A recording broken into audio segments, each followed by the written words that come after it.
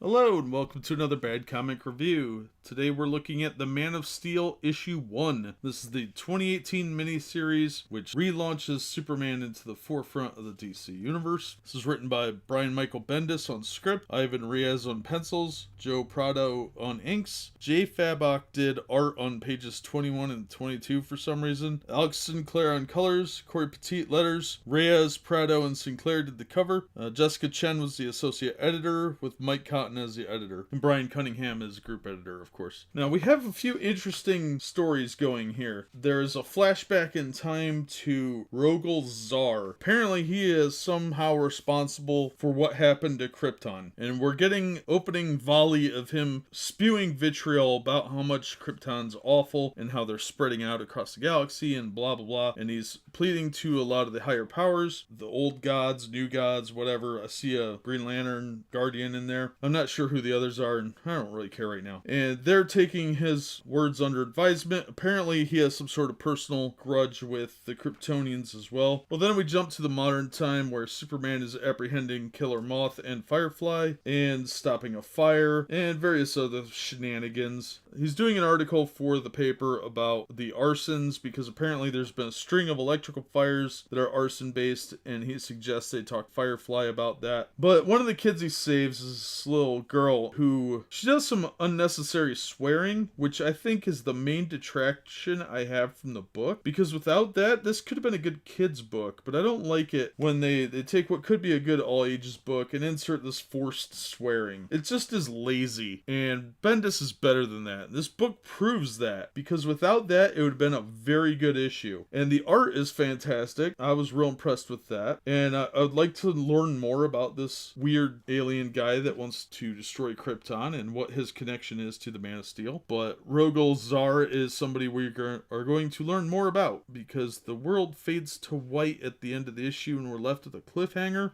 in the modern era. And obviously it's a weekly series in 6 parts, so we're going to find out more next time. But overall, this was actually a really fun issue. The cover kind of makes it look like the Justice League is in this issue, and they're not. So don't get your hopes up on that front. But overall, it was a fun issue. Is it $3.99 good? No, it's $2.99 good. This is $1 too expensive. But overall, it was a really good issue. If you want to pick this up, right now I'm not impressed enough to want to buy every single issue, but I'm definitely impressed enough to check out the next issue. I don't know if I would pay $4 again for it though. After having read it, I think it's $3 good. I think they're overvaluing this, especially for a weekly series. A little high priced, but we'll see how the rest of it comes together and if the story's worth it. Until then, that'll do it for this one. As always, thank you so much for listening and supporting the channel. If you liked the video, hit like and consider subscribing so you don't miss any future reviews. And we hope to see you on the next one.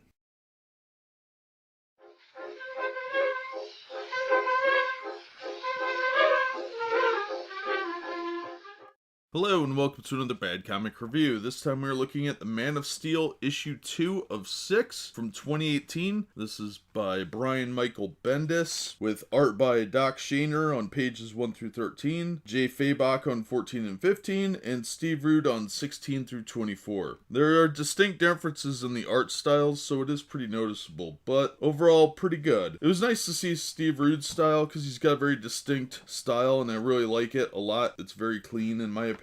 So it was nice to see him on a mainstream DC book. Now we start off in the Milky Way in the Galactic Center in the past, where Lord Gandello is talking to Appa Ali Apsa, who is a Guardian of the Universe from the Green Lantern Corps, and they are having a discussion about what happened to Krypton, because planets just don't explode. And of course, Gandello has some suspicions that Rogol had something to do with it, but the suggestion by the Guardian of the Universe is, do you really want him coming looking because you're asking questions? And Rogol is thought to be gone, possibly killed in the blast, and they just kind of ignore that. You know, they look the other way. It's kind of a colluded effort to just ignore what happened to Krypton, much like the Rhineland being annexed, and hope for the best. Well, in the modern era, Superman has to take down a giant robot monkey, and he has a very brief exchange with Green Lantern, but he doesn't say anything about John and Lois being gone. There's talk at the Daily Planet about them being gone, but nobody really gets too involved. So in the meantime, Superman's kind of just doing his normal routine and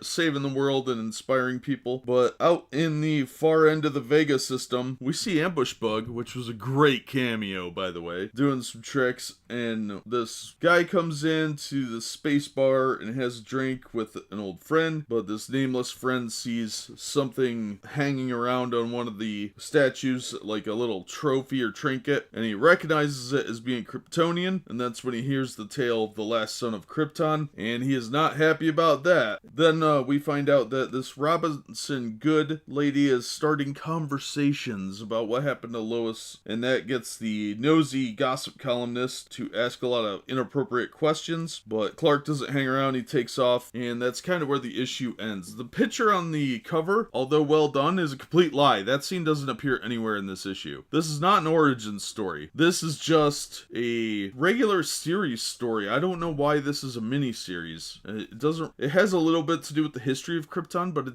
it's not an origin story. If this is meant to play to the audience that bought the 1980s miniseries that really relaunched Superman, then it's very poorly executed, because this has nothing to do with his origin. It's just sort of a miniseries named after a classic miniseries for the sake of getting you to buy a weekly $4 book. Now, it is well done. I was pretty happy with it. It's a lot wordier than I would care for, but that's Bendis' style. So I thought this issue was good. It made me want to read the next issue so that I find out what happened to Lois and John, but it's not an origin story, and they imply it is by the cover, and that's incredibly deceptive. So I would recommend the issue, but because it is a weekly series, I'm really annoyed that they tried to make it look like it's an origin story when it has nothing to do with that. I would recommend this. I just feel a little cheated that they tried to trick me like that. But that'll do it for this one. As always, thank you so much for listening and supporting the channel. If you liked the video, hit the thumbs up, consider subscribing so you don't miss a future episode. And if you want to support the channel, Patreon link is in the description or on the About page. And we hope to see you on the next one.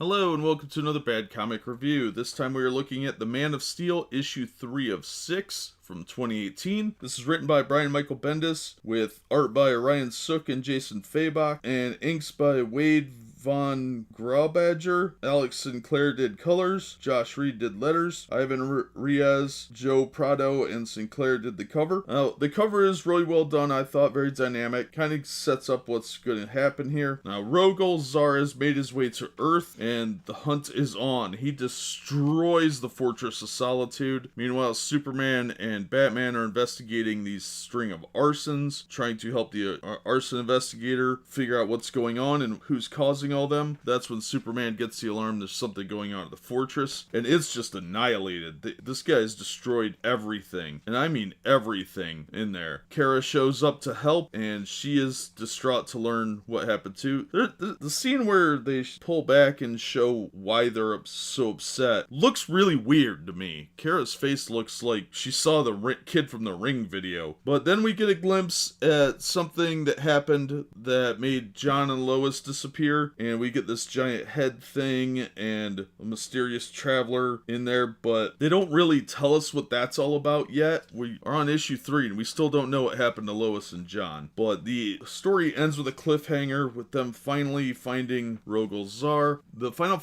confrontation is about to happen, I guess, and that's going to be the next issue, I assume, or maybe the one after. I don't know. So far, it's pretty well done. It's just, it's an average Superman story. A little wordier, but and there's some forced swearing in this one too. That's really lazy, Bendis. Either write the swear word in or don't have them do it. It's not necessary. It's just says I'm lazy and couldn't come up with anything better to write. Other than that, I thought it was an okay issue. It's very middle story. Bendis plays the long game, so this is designed for trade paperback, so it's dragged out a little bit when it should be kind of getting to the point. And you definitely can't pick this issue up and know what's going on. It's not not going to happen. Don't get your hopes up. You're going to have to read issues 1 and 2. Now, this is a good story, but it should be $4 if it's a weekly soap opera issue, and it's definitely operatic in that sense that you're going to have to read the entire thing to get where he's going with it, but I don't know. It feels like they're kind of dragging it out a bit for effect. This issue could have been probably 5 pages shorter and had the same effect, so I don't know. I would recommend it if you're going to read the entire series, but as an individual issue, I felt a little bit like they were stringing me along. So I'm gonna check out the next issue. Hopefully that'll be up later today or early tomorrow. That'll do it for this one. As always, thank you so much for listening and supporting the channel. Be sure and hit like and consider subscribing and share the video with your friends, and we hope to see you on the next one.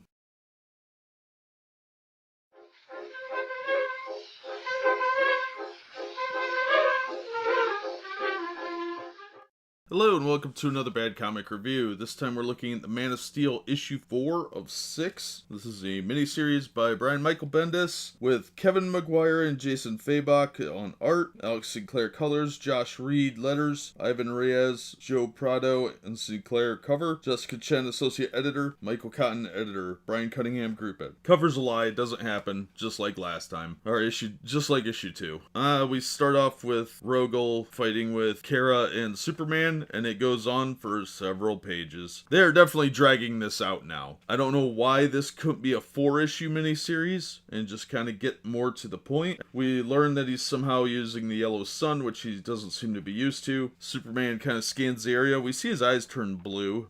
They don't really explain that. Whatever. I assume it's his X-ray vision or something. Then we learn who was piloting the weird head ship that took Lois and John. And that art scene is really well done, actually, because it's from another issue, I think, is why, and that is, I believe, Fabok's work. But the rest of the art is kind of mediocre. It's got that kind of retro pop look that I absolutely hate, because it's not retro and it's not pop and it looks kind of stupid. Well, Green Lantern shows up. We have kind of that sequence that we saw in Action Comics 1000, where this guy jabs Clark in the chest, but his uniform's not torn or anything, so I don't know if it really happened or not. But he knocked out Clark, and Green Lantern shows up to say he scanned the area but can't find him. And then they talk about how Rogel used the word cleansing, and he said, okay, well, we're gonna have to notify the Guardians because this guy's talking about cleansing the galaxy of the Kryptonian plague and all this. And Kara takes off to look for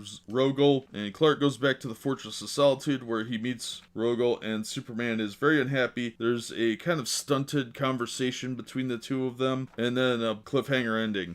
This felt like a really dragged out issue. Like, this entire issue probably is extraneous and could have been cut almost entirely from the series, except for 2 pages with Hal Jordan. Pretty ineffectual overall. So I was a little disappointed with that. It was an okay issue, just a bunch of talking, most of which was irrelevant and unnecessary, like Bendis tends to do, but it's definitely written toward the trade paperback, and it really felt it in this issue, because instead of feeling like you're progressing as a story, you get more middle story, which would be fine if you're reading it all at once, but I'm not reading it all at once, I'm reading it dragged out. And I don't know why the misleading cover is there. That's just kind of insulting, because it really, when you see the covers for the first 5 issues, it really has the feeling that they're going to retell like the past and origin of Superman and kind of bring you up to speed on what is canon, and that's absolutely not what's happening here. So I'm very disappointed with that. I feel very misled with the entire miniseries. These would be just regular issues and any other circumstances other than signing a big name like Bendis. And that's what they're doing, is they're hyping up the fact that they have Brian Michael Bendis on the books. The editors have definitely reined him in a lot, but it was a pretty tepid issue, and it felt very mediocre and half-hearted. And there is a couple instances of forced swearing. Like, you really need to kind of make these a little bit more like T for teen, and they're feeling a little more adult-oriented, and I really don't like that. The fake forced swearing is lazy writing, and it's really not going to draw in younger readers because adults aren't going to have that for their kids. But yeah, I'm just disappointed with this series so far. It has a good concept with a really mediocre execution, and quite honestly, it feels feels like this entire miniseries is just a publicity stunt, and the paper quality is not as good as I would like. So the art's pretty mediocre, the writing's okay, it's just aimed at just release a trade paperback and get it over with, okay? Don't drag this out where I gotta spend $4 a week. I feel very cheated because it's so expensive. If this was like a $2 book, I'd be a lot less harsh on it. Anyway, I would say that it's starting to really lose me. Issue 5's out, I just picked it up, so hopefully that's better, but we'll see. I can't recommend this issue particularly.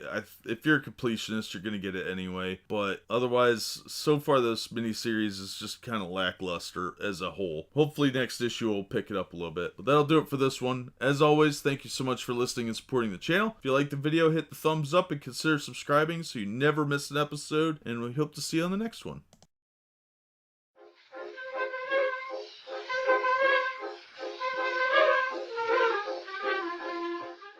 Hello and welcome to another Bad Comic Review. This time we're looking at the Man of Steel issue 5 of 6 from 2018. Again, the cover's a lie. It doesn't have anything to do with the Death of Superman storyline. It's written by Brian Michael Bendis with Adam Hughes and Jason Fabok on art. Adam Hughes and Alex Sinclair did colors on pages 8 through 11. Josh Reed did letters. Ivan Reyes, Joe Prado, Sinclair did the cover, which I did like the cover, but don't get used to that art. It gets a lot worse. Jessica Chen was the associate editor. Mike Cotton editor, Brian Cunningham group editor. Alright, the editorial team really dropped the ball on this one. Alright, so Superman takes Rogol into space where some bad art happens with some Google images of the moon, and there's a big fight. Superman gets knocked down. The Justice League shows up at a fire to help Kara evacuate and take care of the flames and all that, and they kind of get caught at the speed. We learn what happened to Lois and John. It's really dumb. Kara finds Superman on the moon and brings him back to Earth. For some reason he's still alive. Superman etches the symbol that he saw on Rogol's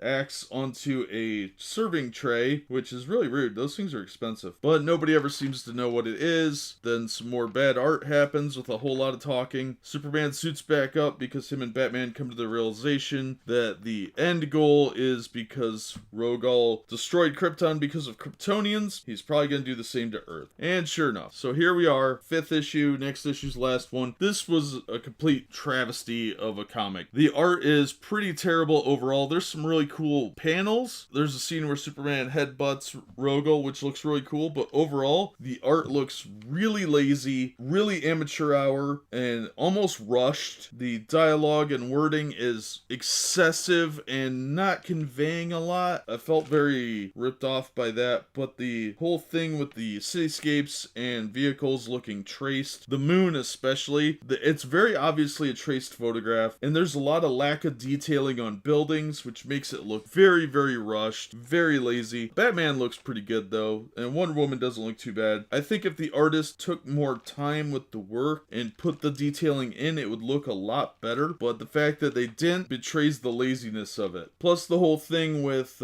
Superman and the mysterious guest that took Lois and John was really dumb, very lazily written. People acted out of character. Parts of it were pretty good and could have been a lot better. It dragged on and didn't get anywhere. Nothing really happened. Nothing that couldn't have been wrapped up in the other issue by taking out a page or two of crappy dialogue. I felt very cheated by this one, and the whole scene with the fire, that they haven't resolved that yet, and that could have been a subplot in the regular series. It was really a waste of an issue. I mean, there's poop jokes in here. Come on. It's just lazy. So I'm not happy with this issue. I think they're really stalling for time, and Bendis was let off the leash a little bit on this one, and he really needs to be reined in because this isn't a Superman book. This is some self-edification project for Bendis. The first couple issues were really well done, comparatively speaking, but it's really getting it down into the weeds, and he's falling into bad habits again, and it reads like the trash that he was writing at Marvel. I'm not recommending this issue. As far as I'm concerned, this entire miniseries is a waste of time right now, and I'm not looking forward to picking up the next issue because I know I'm just going to waste $4 and get mad. But I'm going to do it because I want to see if it manages to redeem itself. So we're going to look at the last issue next time, and hopefully it'll be better, but I'm not having a lot of faith. From what I could tell, DC's just giving Bendis free rein to destroy the Superman mythology the way he did with Iron Man. But that'll do it for this one. As always, thanks for listening and supporting the channel. If you liked the video, hit the thumbs up. Consider subscribing so you don't miss any future episodes, and we hope to see you on the next one.